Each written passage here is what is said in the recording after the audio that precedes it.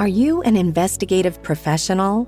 Did you know you can find the best private investigator resources using investigatorstoolbox.com? This resource community was built exclusively for licensed investigators and investigative professionals. You can network directly with members, educate yourself through free webinars and blogs, and even create your own customizable research library. Membership starts for as little as 49 cents a day. Download the Investigator's Toolbox app or visit our webpage at www.investigators-toolbox.com.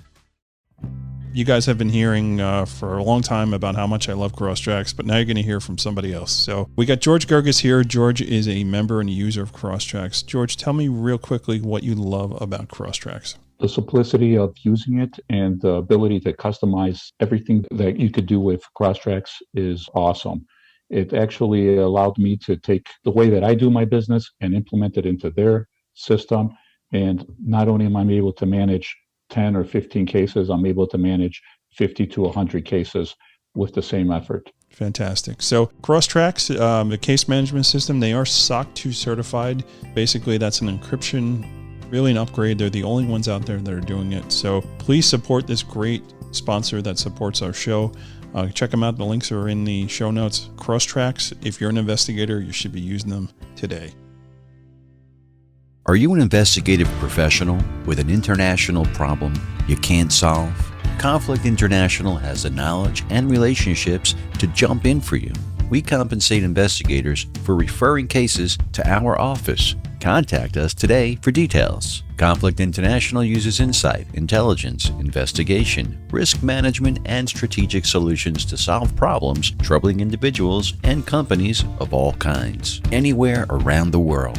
Whether you're planning to hire a person to a position of trust, carry out due diligence on a company, trace hidden assets, or require skilled boots on the ground, Conflict International investigators can seamlessly pursue a case across borders, offering a truly global solution. Find out about our extensive range of services at conflictinternational.com. Conflict International, global reach, international knowledge. Thanks for listening to PI Perspectives. This week, we welcome back longtime PI, Peter Psarouthakis. Peter built a career in investigations and serving in many associations. He's winding down his full-time career, and he's here to talk about that experience. So please welcome Peter and your host, private investigator Matt Spaier. Welcome, everyone, to this week's episode of PI Perspectives. This is Matt Spaier, your host. Today, I got a friend of mine who's coming back, who's winding down his career, apparently. I don't know, maybe something like that. And we thought it'd be kind of cool to talk about perspective, someone who has actually served our industry in many different facets, and just what that looks like, having a servant's heart in doing what you do, and then winding down, and what does that look like? So I want to welcome my good friend Peter Psarouthakis back to the program. Peter, how are you? I'm great. Thank you for having me back. Yeah, so great to see you, man. Thanks for coming back on. So 30 years and you're winding down. So tell me what you've been up to since the last time we chatted. Well, let's see. I stopped doing volunteer work for the profession. I've also sold a majority of my business and getting set to retire, except for some consulting. Yeah. So things are good. Yeah. My plan was never to work into my late years, 70s, 80s, and so on in this business. As much as I love this business, there's more to life than this business. Oh, absolutely. It's not my identity. Absolutely.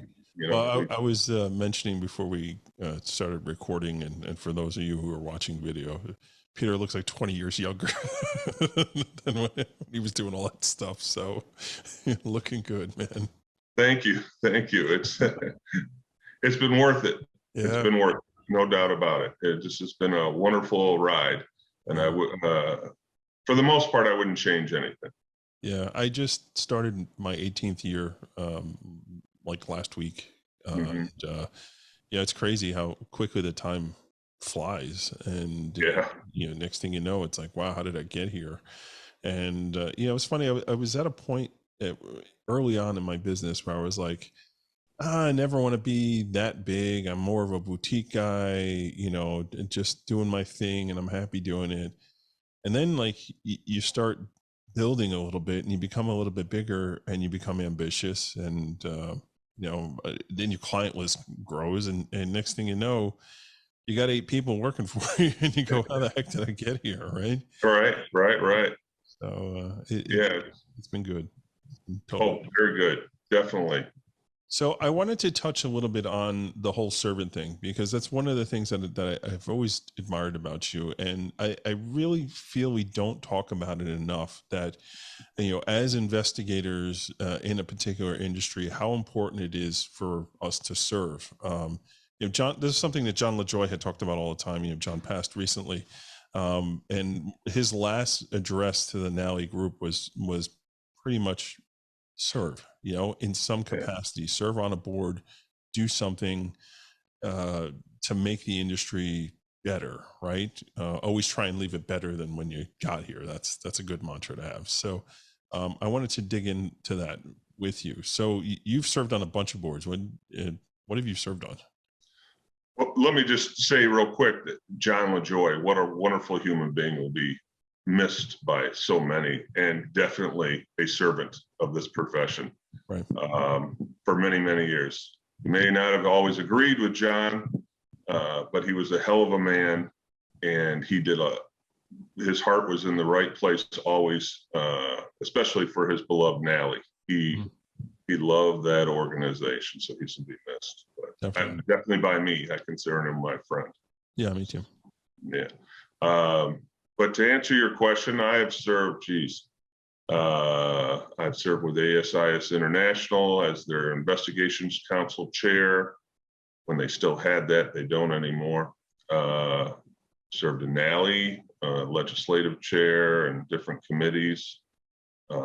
NCISS, I was on their board, and an officer, a couple different positions there. My state association, the Michigan Council of Professional Investigators, I was their president for quite a few years and on their board before that. And then I ended my volunteer career with Intelnet as their executive director. I was on the board before that. Right. And it's been a very interesting but overall positive experience for me. My business has grown from day one that I got involved with associations. In fact, some of the government work that I led into, not just, I do background investigations and stuff for different federal agencies, right, but that opened up doors from other avenues of business, and the state government, as well as the federal government, with another aspect of my business, which I just recently sold. Which without those contacts I'd made in my early years would not have allowed me to grow to do what I wanted to do. And also it gave me the opportunity, not only did I make those contacts in the association world, as I call it, that allowed me to do these things, but it also allowed me to then free up some time to give back to my profession. People always ask me through the years, how can you do this? How do you have time for all this? Yeah. Well, that's because, I've always loved being the field investigator and going out and doing interviews and surveillance, especially when I was younger, those kind of things, going to the courts and all that. And, I still have always still enjoy that. But the other aspect of my business really sustained me and grew. And it's not something I really ever shared with anybody through the years because it's my private business. So I just lay it out on the podcast for everybody. So, it's done now. So, I've sold that. And, I'm retiring from this profession other than doing some consulting. I mean, I'll keep my license. Right.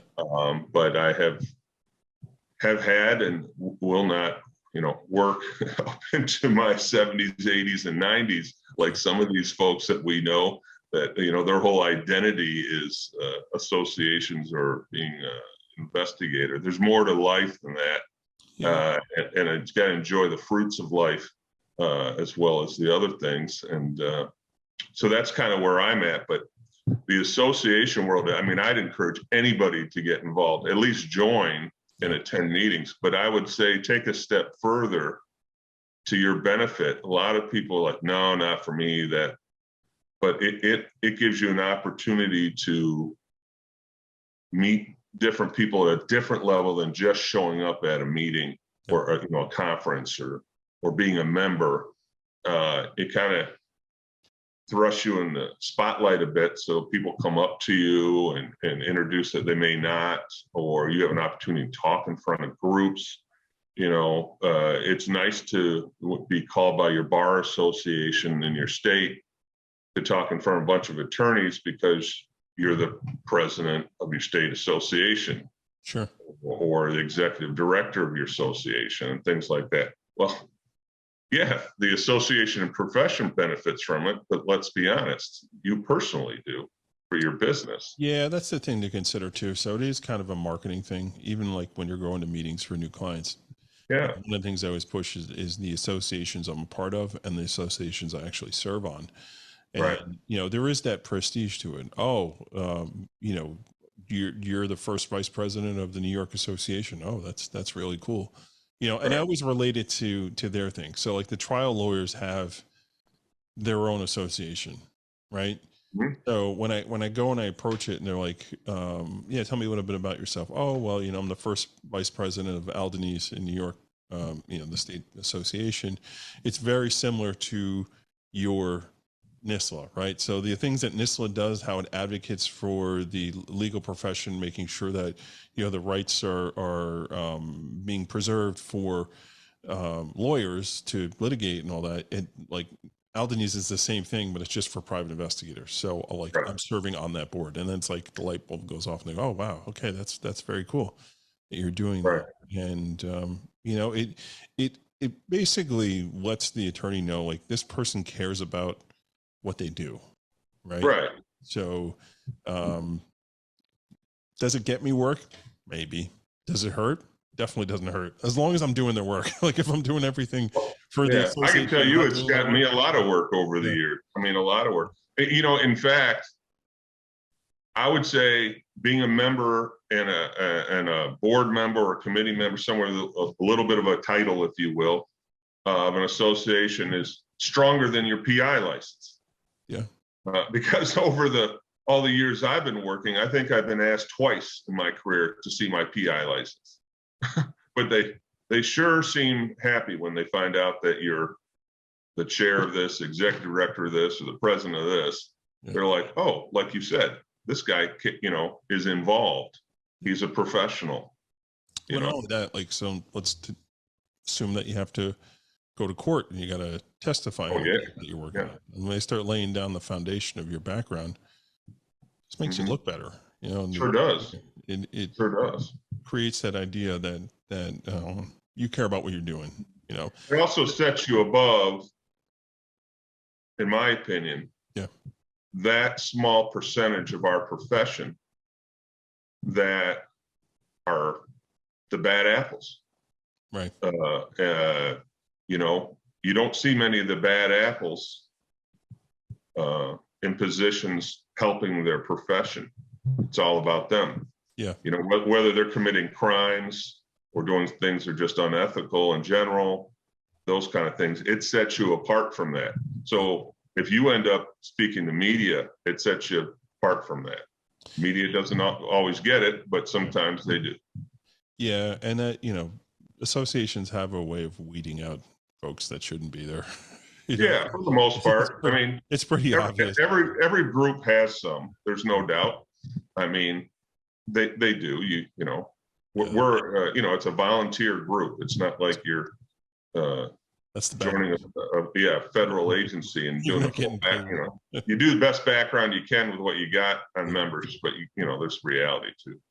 Yeah, but I think like when it comes to boards and what boards are made up of, you're always going to have folks that disagree, and that's good. As long as there's respect for one another. there's fun. It's good to have that back and forth on it. I had an association event actually last night, and we were talking to our lobbyist and talking about just strategizing some issues that are coming up here in New York. And I had opinion on something, and there was another guy who had another opinion on something, and we didn't have a disagreement or anything. But the opinion that he brought up, like I didn't think of it, and I was like, oh wow, the point that this guy's making is actually a good point. And I went up to him later. I was like, hey, like, I'm part of the legislative chair on this stuff, and we're going over all these things. I was like, can you serve with me next year when we're doing this stuff, because I really would like your input on this. And he was like, yeah, absolutely, however you need me to do it. But it's like those discussions are so fruitful. Like I love being in the room on that stuff, just talking about things, because it's setting policy and procedure and really laying the foundation for us in our state to have the ability to do what we need to do, right? Yeah. So, and having that servant's heart on doing that stuff is always important too. You don't go in there to make people crazy, or change different attitudes on things. You gotta be good about it. So it was definitely good stuff. I would say 99% of my experience with associations has been positive. I'd say to people out there thinking about getting involved, that are young to the business getting involved, that you also, to be honest, there's some negative stuff there. There's some folks that are so involved that it's perceived power, if you will. Mm-hmm. They can't let go. And there is a little bit of that. Yeah, there's backstabbing. Somebody called me King Spaier once. Right. Oh yeah. King Spaier trying to set policy and all that. I'm like, no. Yeah. I mean, it's happened to me. I can. I'm not gonna go to, but at least twice in my years of experience, I got the proverbial knife in the back. Yeah. Even in recent history, and it stings, but you move on, and you don't worry about those negative people in your life. No, you move on. I mean, those kind of folks, like I said earlier, their whole identity is the association. In some cases, it's more about the association than it is their own profession. It's kind of interesting. So you run into that, but they're a minority, and overall, like I said, 99%, I wouldn't change a bit. It's been a wonderful experience. I've made some wonderful friends. I had some friends that are no longer friends, to be honest. I mean, those things happen too, but that's part of life, isn't it? I mean, forget the PI world. Sometimes you meet people and then you move on, or you have disagreement, or it doesn't work out, or you feel they did something, or they, whatever. So let's PI world's no different than anything else. The one thing I was surprised about, though, is that how our profession and associations hasn't grown in 30 years. That's always confused me. I mean, if you look at all the groups that I mentioned I belong to, they've gone up and down, but they don't really represent the true numbers of professional investigators in our country. Right. They're very small. It always blew my mind, for instance, that NCISS didn't become way bigger. It's been so long, and it's a legislative arm, and that. It's a necessity. It's an absolute necessity. Yeah. Right. It is, but you can only do so much with limited numbers like that. And that's not a slam on that organization. That's just, because they've had different leaders and everything through the years, but the numbers stay about the same, other than, ASIS International, who's this big animal, but they also are different because they got the corporate security folks, and they, their memberships, they're all about money and that kind of, and they've got the $1 million real estate in Virginia and those kind of stuff. But that's not really the reality of most PI related organizations. Intelnet, which I was executive director for 9 years, we grew to stronger numbers than we ever had till the day I left, and they may be still growing now, and financially grew exponentially under my watch than the previous administration. I mean, just way better, and stronger organization, but still, you're talking about a small group. Nally works their butt off to grow, and it's hard to get people to join, even when you talk about the positives. I think when you're talking about Nally and you're talking about Intelnet, like those are special because the membership requirements are pretty stringent, right? You can't just say like, oh, I'm a PI, I want to join this association. Like you have to have some experience. You got to get sponsored. You got to like there's policy to it. But I love that too, because I know that anybody that is a part of that association, if I need something done and they're a member of the association, like I'm fairly confident they're going to be able to do it, Well, and they do good things too. Like Nally, for instance, has an association management company that they've had for years, and lady named Val Sherry runs it, and does incredible things over the years. Even when she gets criticized by some of her members, that's you have that kind of support behind you, but it's even with that, it's still hard to grow. Yes, we're getting numbers, but I don't know what the answer is. That's the one regret I have is why couldn't we ever grow our professional numbers and associations to be more, or not more, but just to be stronger. NCISS, ISPLA, they're strong to a point, but there's some realities to those two groups. When ISPLA and NCISS were in existence, now ISPLA is not. I mean, it served its purpose and it finished its goals it wanted to before it shut down. But all that aside, you can only do so much in Washington, D.C., and take it from somebody that's testified and done all this kind of stuff through the years. Right. When you're a small group, you got the DPPA, which everybody loves, right? And because we all want those driving information, license stuff. But the reality is, it wasn't one group that got that. If ASIS International and the big gorilla that they are in the room hadn't stopped in with their lobbyist, who I many times disagreed with, Jack Lichtenstein at the time, it's a different one now, NCISS, who I was a member of at the time, would not have, we couldn't have claimed victory. Right. If we were just doing it ourselves and if the financial industry hadn't, if the insurance industry hadn't backed it, I mean, those are serious players. Yeah, that's just the reality of lobbying. And I mean, we're that. Yeah. Compared to that. It's interesting. We were having this discussion, and we're going to take a break in just a second. Sure. We're having a discussion yesterday with regards to the Firearms Act in New York.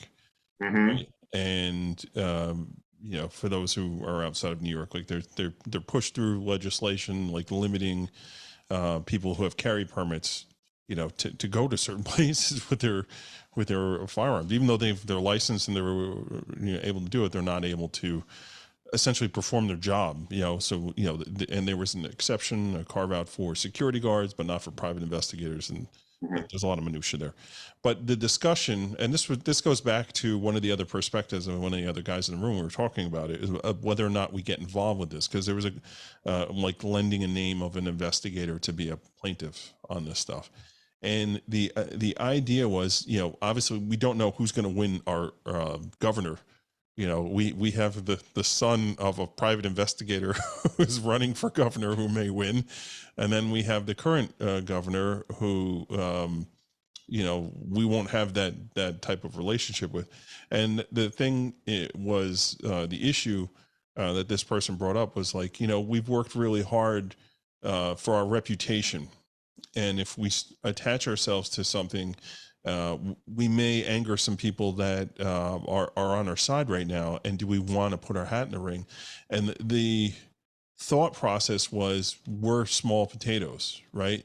This is an NRA issue, and the NRA is like, they're all in. They're already part of this. Why would we put our 2 cents in? Why would we spend our lobbyist budget on this when they're already in there? At the end of the day, the NRA pulls much more weight than my state association ever would. Right. We have like, yes, we absolutely 100% support this, but we don't need to get into it in that matter, right? And don't forget, on the other side of this coin, there are many investigators who absolutely disagree with, supporting any kind of gun stuff. Yeah. I can remember in my own state, we have an exemption PIs have an exemption in Michigan from the restricted zones that your general CPL permit holders have to abide by. And when I was lobbying with that issue, I remember there were a good amount of people that stepped forward and said, I think this is a bad idea, Pete, because, that they were anti-gun, for instance, which is their right? Sure. We did what we felt best as a board and that, but yeah. So there's different when it comes to legislation. You're never going to get a consensus. That's for sure. Exactly. If I may ask, who's the PI running for governor? It's Lee Zeldin is the. I thought maybe that Lee's running. Yeah. No kidding.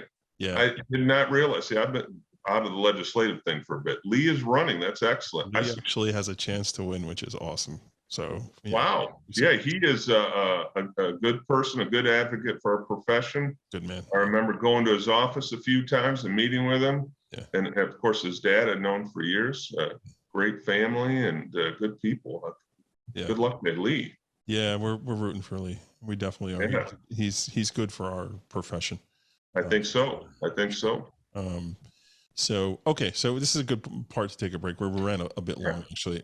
So I want to jump out and take a quick break. And when we come back, I want to talk about winding down your business and just getting your perspective on, what were some of the things that you want, had to keep in mind and look at. And, for those that are out there that are getting to that point, maybe giving some pointers of some things to look into. So everybody sit tight and we will be right back.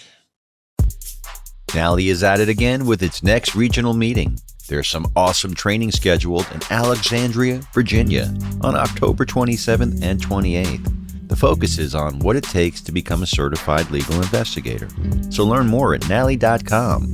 That's NALI.com.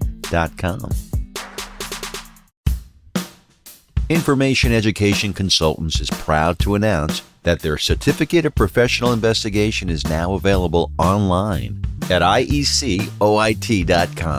If you're interested in learning the investigation profession, what better resource to consult than the mind of the nationally renowned private investigator, Rory McMahon. Rory has compiled 40 years of experience into an online training resource for the benefit of the current and next generation of professional investigators. The site offers CEUs for current licensed professionals and is a recommended stop for our true crime aficionado friends and family. Check it out today at IECOIT.com.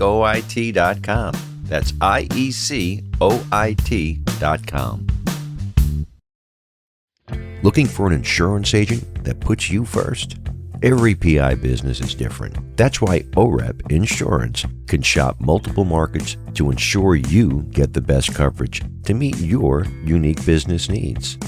OREP's model is business by the golden rule, and for over 20 years, they've built their business by putting their clients first. So come enjoy a fast online application and same-day certificates of insurance at OREP.org. OREP has coverage for armed investigators, executive protection, and even has a separate policy for security firms. The application takes less than 5 minutes, so visit OREP.org today. OREP.org. Check out the latest issue of PI Magazine, available online or via hard copy. Visit PIMagazine.com to learn more. And welcome back to PI Perspectives. This is Matt Spaier, your host. We're here with Peter Psarouthakis. Peter, welcome back to the program. Love to be here. Yeah, it was great catching up, man. We haven't Yeah. had a chance to chat in a while. So before we took our break, I was teasing the thought of you winding your business down and calling it quits, and or at least dialing it back a bit. And I know there's folks that are out there that may be considering that, and I just wanted to talk to you about what that looks like. So, what was your experience? When did you first have the idea to start wrapping up, and what steps did you take? So about 2 years ago, I started seriously thinking about it and exploring different ways to do it. I have kind of two aspects of my business. The one is more the field stuff and things that I personally enjoy doing. The other part is what I enjoy doing too, is information loss investigations, Right. For companies and government entities. And so that side of the business was the sellable part of the business. I mean, you can sell a book of business for your day-to-day kind of thing as an individual, which people do, and it's fine. Sure. But that wasn't going to sustain what I wanted to do with my life and lifestyle and what I feel my needs are. And then last fall, was it last fall? Yeah, last fall, I had a heart issue. Right. And which has been fixed. But you do some soul searching then, and that ramped up things for me that, you know what, there's more to life than just this. So I actively started pursuing different groups that might be interested in that aspect of the business. And I eventually found the right match and have finalized that now. And so that aspect is leaving at the end of the year. Did you set that up yourself, or did you work with a broker? Like, how'd you do that? It was pretty much through myself and the attorney I work with. And it took some time. I wanted the right fit, especially for the kind of customers that I have, that I'm transitioning to this new group now. And yeah, so I wanted a hands-on approach. I didn't want to just hand this to somebody. And so I'm still going to be doing for a short while some of my, day-to-day backgrounds. And, I'm still a credentialed background investigator for different federal agencies. So I enjoy going out and doing the interviews. I still do some stuff for attorneys and that kind of thing. So I'm going to keep doing that for a little while, but that's going to transition. I'm going to become more of a consultant. I'm going to keep my license in Michigan as a professional investigator. I'm a gun guy. I know we were talking about guns earlier, but I like having that exemption. Right. And I worked hard in this state to get it for us. So I'll probably keep my license even though I'm retired. Come get it, right? Yeah, right. So that's what's happening with that. I would say to people thinking about it, I was never in law enforcement.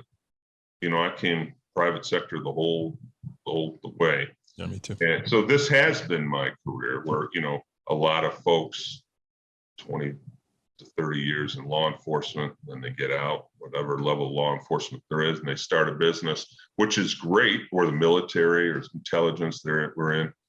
But I think I found that a lot of those folks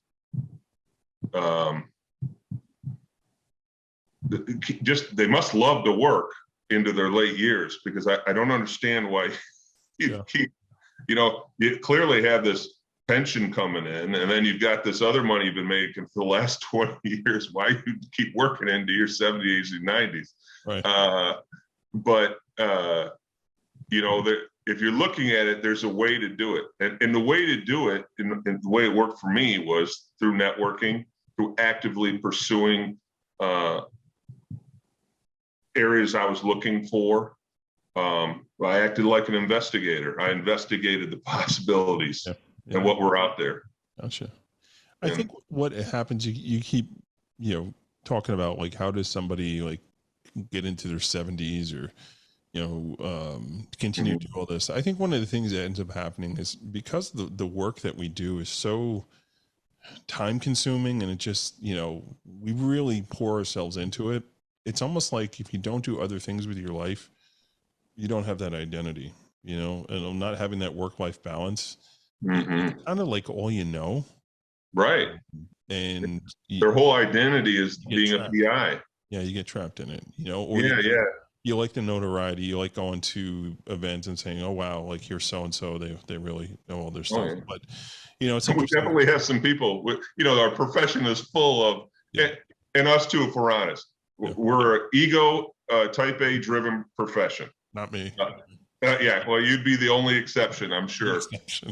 But so I get it on that level. We love to pat ourselves on the back and tell everybody how great things. I mean, you just about any PI you walk up to and say, how's business? Every single one of them will say, it's amazing. It's so much better than last year. And no one ever says, oh, it's terrible. This was a terrible, even during the pandemic shutdown, I was talking to PIs and they were saying, oh, this is amazing. Nothing's changed for me. I'm just like, really? No, I was more of like, I'm thankful, it wasn't where it was, but I'm thankful that it's enough to sustain. That's kind of the approach that I took on that one. Well, right. I mean, we all were hit, and that's just the way it is. But yeah, so, I agree with you that I think that's, you got this identity that it's hard to leave. Yeah. I'm finding it's going to be very easy. I'm about to go to Montana and stay in an off-the-grid cabin for the next 2 weeks, starting this Sunday, and I won't be thinking about anything other than enjoying myself. So what's the manifesto going to be called? Yeah, right. The Musings of a Madman. It'll come out after the feds show up and get me. He's going to hold on to his guns, though. He's been very clear about that. So we got some red flags here, Peter. Yeah, right. Yeah, warning. No, it's a wonderful profession. I mean, I understand why people want to stay. I mean, I get it too. But like we said earlier, there's more to life. I've watched my children grow up in this profession with me. It's interesting. I was just talking to a friend the other day.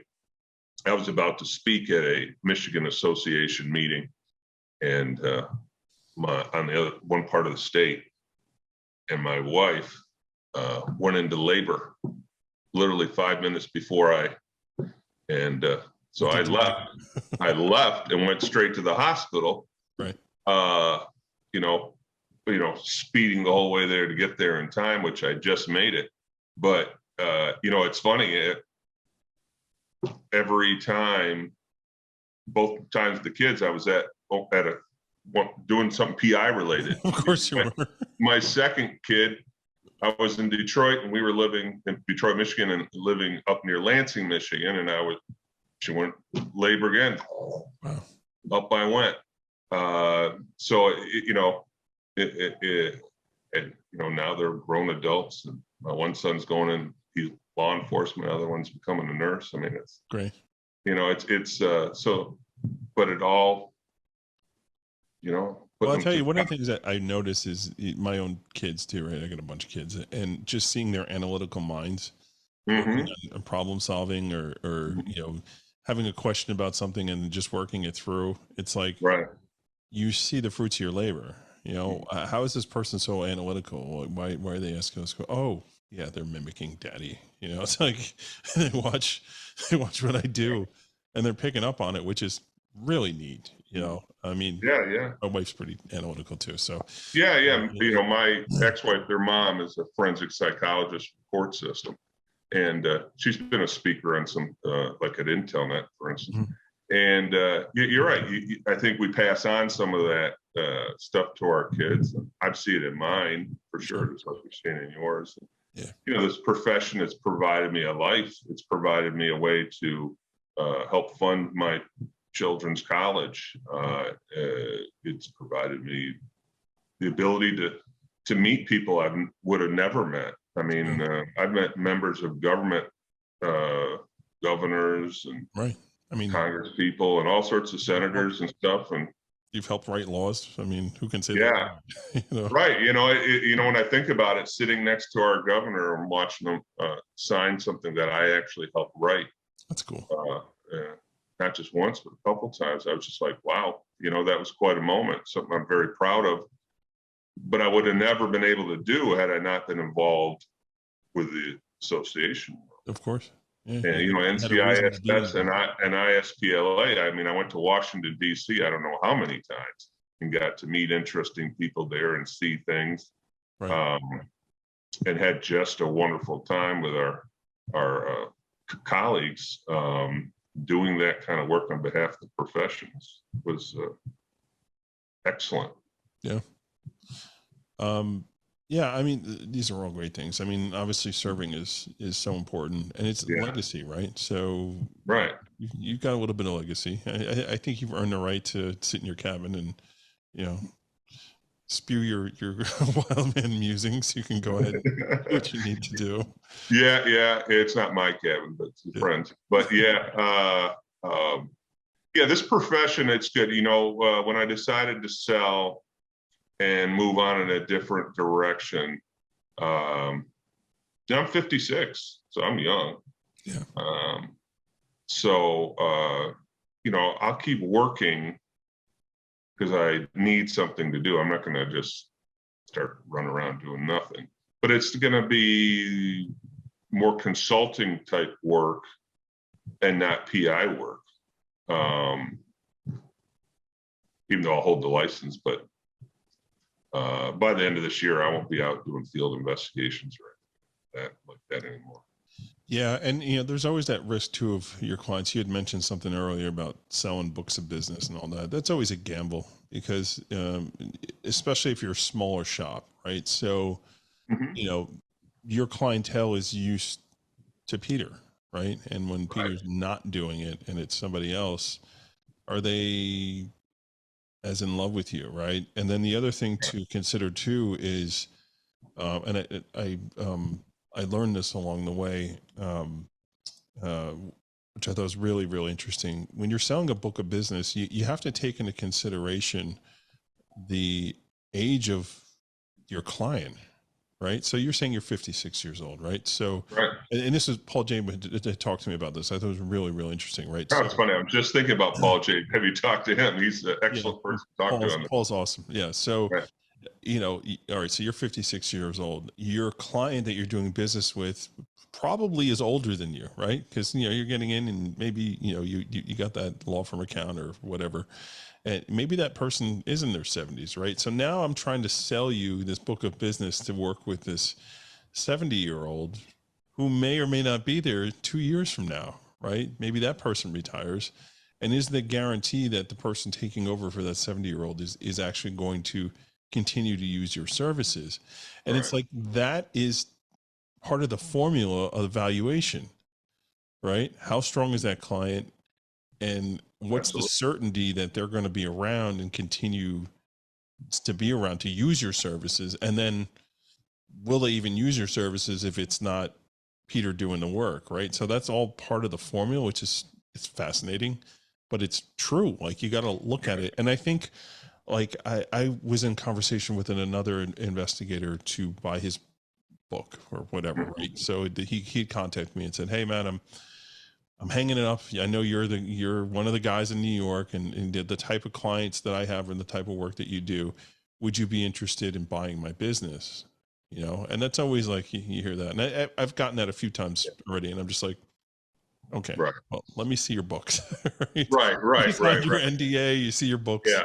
And it's like, it's not a bed of roses. It's like when you're saying like, oh yeah, business is great, never better. You're like, okay, well, let's look at the financials. And you got to offer a product, not just a book of business. And then it's like, you got to have a conversation with that person. Right. You know, and just the reality of it. Like, hey man, I don't mean to be cold or cruel, but your business is not profitable. You're just scraping by.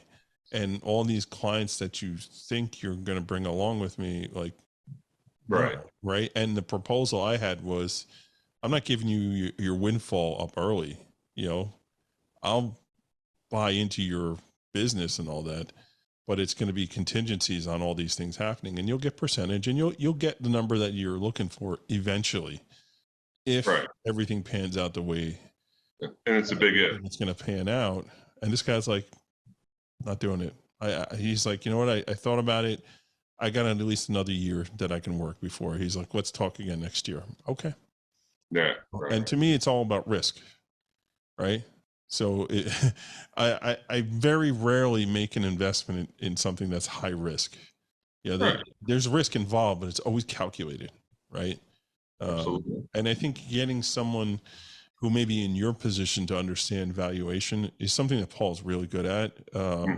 In breaking it down. I know he goes to conferences and all that. And if you're in the point of selling your business, I'm going to give Paul J a plug. J2 associate, call him. Yeah, absolutely. Right. Yeah, call Paul or you know, talk to your fellow colleague. Yeah, John Hoda is another guy to help you. Yeah, Hoda. You know, there's other. It's amazing what you can learn. That another plug for associations. You know, you start telling people, I'm thinking about getting out of this business. People start giving you opinions. Yeah. Maybe some of them are good, some bad, or they'll give you ideas. And yeah, I mean, talking to people, of course, that's what I did too. Yeah. And these are conversations I have with my friends too, that are right. Oh yeah, own businesses. It's like they may be a few years older than me, and it's like, hey man, like, what's your plan for winding down? You know, what does that look like? And I always ask them, like, what does your day look like right now? Right. Because you're a few years ahead of me, and if you're heading down the path that I want to head down, like maybe I should be putting that infrastructure in place. So that's kind of where I am in my professional life right now, right? So 18 years in business, I am now building infrastructure internally where I'm not even going to be the face anymore of everything, right? Right. I got people in place that are doing my job, my responsibilities, and slowly but surely, I'm taking more off my plate, giving more to other people.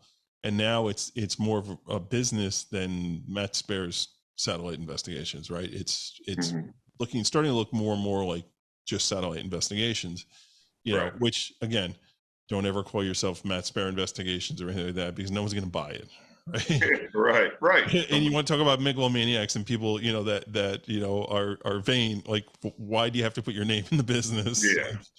You know, it's just not necessary, right?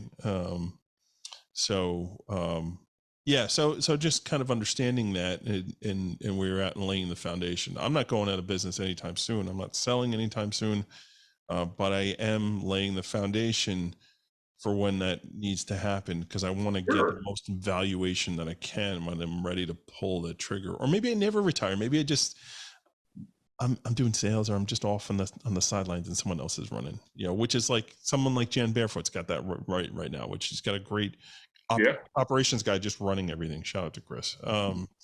So yeah, and there's a lot of companies in this country that are, you know, there's some huge companies, investigations companies, you know, and usually the big ones aren't members of associations, but you know, they're not all 1-2 person run groups out there. You can grow. There's a lot of regional ones that, you know, you got these national insurance surveillance companies that come and go. Yeah. You know, there's a lot of that. There's opportunities out there. You know, I looked at it as selling my one side of the business because it was sellable and it offered something to sell. It is a product. Yeah. Where the other aspect, where this data investigations, general investigative services, the interviewing, and all that kind of stuff. Harder to sell. What's that? It's harder to sell because it's I didn't see it sellable. Yeah. So I didn't even look to do that. So, you know, I'm keeping those clients happy for a while, and then, you know, I've got some ideas. I'm not going to leave my good clients and stuff in a pinch. I will at least steer them to the right people who I'll talk to and have been talking to already. I got 3 or 4 clients I could never step away from. It's just, Well, right. I mean, you know. and they become more than just clients. Some of them are just darn right close friends. Oh, one of them's one of my best friends. Yeah. Right. It's like You know, to this so day, anytime I have anyone else do his work, there's always that phone call like, dude, what are you doing? Like this, yeah, right. I want you doing this. And I'm like, I'm trying not to do this anymore. Referring somebody to somebody and then finding out later that the person you sent them sucked is the worst feeling in the world. Yeah. Yeah. I mean, you know, we all don't ever want that. And I think my network is as strong as anybody's, but occasionally things happen. And I just hate that phone call or email saying, Pete, what's up with this guy you sent me? Yeah. You won't have to deal with that much longer, pal. Yeah, this is a good spot to wind down here, actually. Okay. This was awesome, man. It was so great catching up. And you too. Yeah, I hope you hang around and just loiter a bit to carry that gun. Yeah. I'm not. You know, I'm not disappearing. I'll stay member of you know, associations and stuff for a while, and maybe try to show up to a conference once in a while, and because I like, you know, I'll miss seeing everybody. Yeah. Some people I won't miss at all, and you know, that's just. But yeah, for the most part, it'd be nice to, and it'll be nice to show up to those events and not have to be worried about having to do anything. Right, and just making sure everybody's got their ID tags and whatnot. You don't have to worry right. Or take the complaints, and you know, or the rooms. My coffee machine doesn't work. Yeah, right. It's too cold in here. The Wi-Fi's not working. Yeah, exactly. Yeah, the Wi-Fi's not working. Exactly. So It's been great talking to you again and keeping in touch, and appreciate this opportunity. To say goodbye to, this is my goodbye, I guess, statement to the profession in a sense. And it's been a great ride overall, and really provided well for my whole family and myself, and mentally it's been very good and challenging. And I'd recommend people all the time to look at getting into this profession. Yeah. And the right way, but getting into this profession. Once in a while, I'll talk to universities and stuff, and people are a little surprised when I tell them, because still to this day, most people don't really know what investigators are doing out there. Yeah. The stereotype. You're 100% right. And so when you tell them the reality of it, when you speak to young people at universities, which I encourage everybody listening to do, if you've been in the profession a while, is share your knowledge of this profession and how great it is, and what you can do and the opportunities. You can make good money in this. You can work part-time in this profession and make good money. So if you're retired from, like, let's say, law enforcement, don't want to, you know, don't undersell yourself. Don't go out there and work for $10 an hour. Yeah. You know, you can make some decent money, just, you know, 50, 60, 70 bucks an hour, and you're worth it. And don't forget you're worth it. So easily. Get out there and get it done. Easily. So I'm going to end on this. Yeah, you talk about legacy and things like that. One of the things that just blew me away, and I was just so impressed, when we were out in Las Vegas for the Intelnet conference, and there were several hundred people there. It was a good turnout, especially post-COVID. It was a really good turnout. Yeah, it was a great conference. When they announced that, you know, you were stepping down and all that, the standing ovation that you got from everybody, that speaks volumes, because this is the best of the best in the industry, right? 10 years experience to be part of this association. You know, it's hard to get into, but once you're in, you're in. And to see every person there on their feet, clapping their hands for you, you know, that's like, job well done, sir. So I want to thank you for what you've done for the industry, and that image, like, was ingrained in me. And I think it's so awesome, man. You've earned it. I'm not quite 56, but I'm not far away either. So I hope then when I get to that point, I'm laying the foundations of what you're doing here. So thank you, and it was great chatting with you. And thank you very much. It was very kind of you to say. Yeah, so I appreciate it. Thanks everyone for tuning in and checking this one out. And we'll catch everybody next week on the next episode. Take care. Thanks to Peter for coming on and sharing his experience with us. What a great career and what a great servant's attitude. Thank you, Peter, and good luck to you. A special thanks also goes to Crosstracks, Conflict International, NALI, Investigator Education Consultants, and ORAP for sponsoring our show. So please support our great supporters. Have you thought about joining Investigator's Toolbox? Because now is the time to get on board and join the fastest growing digital community for investigative professionals. Make those connections. Get educated.